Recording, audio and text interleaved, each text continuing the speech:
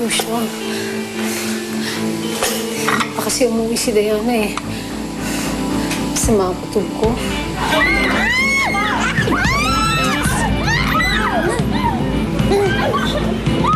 Ano nangyari?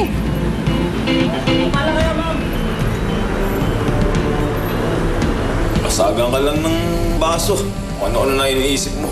Malaki na yung anak mo, kaya niya na sarili niya.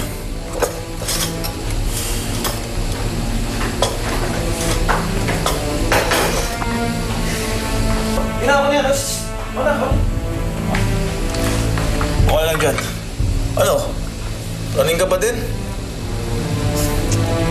Sige na ko na, no? Pahinga ka na lang dyan. Ako na dito, ha? Ako na bahala dyan.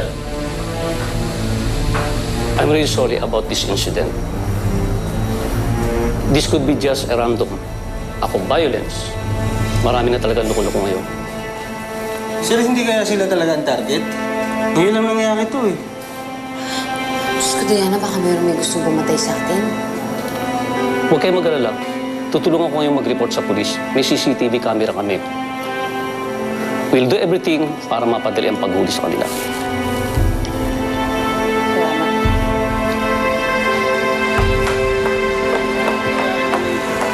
Excuse me, ano ang nangyari? Ma'am, may namakilo kanina. Pero wala naman hong nasaktan. Meron kasi ako imi-meet na dalawang babae. May napansin ba kayo? Naku, ang dami po tao kanina dito. Anong itsura po ba nung kasamahan nyo? Yung isa matangkad, maiksi yung buhok. Yung isa naman mahaba yung buhok, na maitim yung buhok. Paano ko ba i-describe si Diana tsaka si Diana at Bernadette Bacamo? Oo. Sila yung muntik ng tamaan ng bala kanina eh. Tingin ko, attempted ambush yung nangyari kanina eh. Huh? Buti na lang, mayroong CCTV camera. Tinitires pa namin ang record ng motor. Itong lalaki, kilala niyo ba? Hindi po. Sigurado kayo. Tingnan niyo mabuti. Hindi po talaga, hindi ko po kilala. Base sa nakuha namin video, kayo ho talaga tinatarget. Wala ho ba kayong alam na maaaring gumawa nito? Kaaway sa negosyo o personal na kaalitan? Wala. Wala po. Ako meron. May kilala akong galit sa amin. Sino? Si Natasha Alcantara.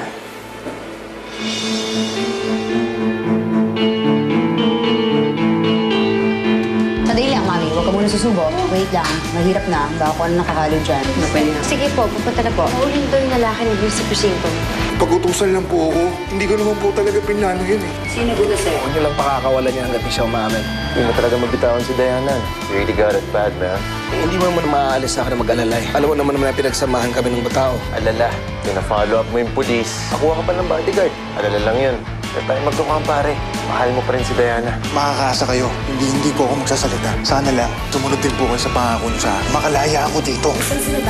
Nagpunta lang sa presinto. Hindi siya pwedeng umalis ng bahay nang hindi nagsasabi sa atin ang bawat hakbang niya. At pag pumupunta siya sa pulis, dapat kasama ako. May bago kasing development sa kaso ng dati niyo. Na-recover namin yung baril sa bahay ni Cesar at nag-match sa bala na nakuha namin sa scene of the crime. Na-discover namin na isang klase lang ng bala ang ginamit sa daddy mo at sa'yo. Kaya posibleng isang tao lang ang nasa likod ng parehong insidente nito.